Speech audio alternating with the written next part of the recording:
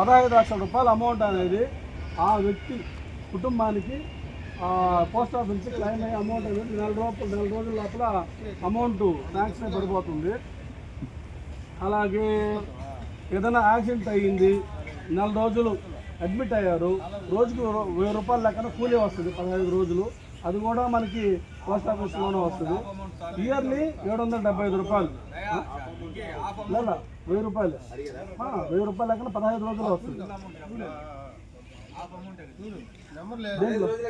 15 రోజులే, మీరు ఎన్ని రోజులు ఉన్నా 15 రోజులే వస్తుంది, 15 రోజులు మాత్రం వస్తుంది అట్లా అన్నమాట.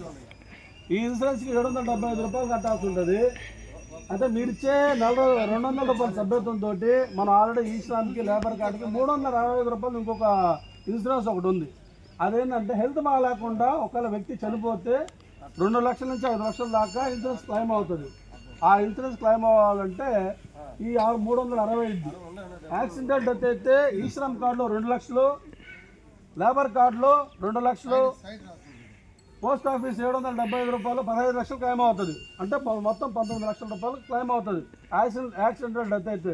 దానికి post office post mortem compulsory, FIR compulsory.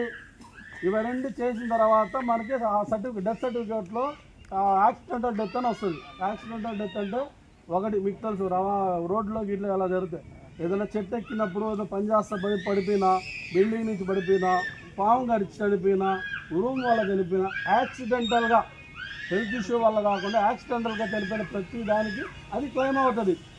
ఒకవేళ హెల్త్ బాగాలేకుండా చనిపోతే 15 లక్షల రూపాయలది క్లెయిమ్ అవ్వదు. ఈ శ్రామ్ కార్డులో 2 లక్షలు వస్తుంది. కానీ స్టేట్ గవర్నమెంట్ నుంచి వచ్చే లేబర్ కార్డులో 80,000 మాత్రమే వస్తుంది అమౌంట్, ఎక్కువ అమౌంట్ రాదు. Normal death. అందువల్ల ఈ 365 రూపాయలది మనం పోస్ట్ ఆఫీస్లో కడుతున్నాం. 365 రూపాయలు 2 లక్షల రూపాయలు కన్ఫామ్గా వస్తుంది. అంత టైం అనేది అది మారుతుంటుంది. 5 లక్షలు రావచ్చు,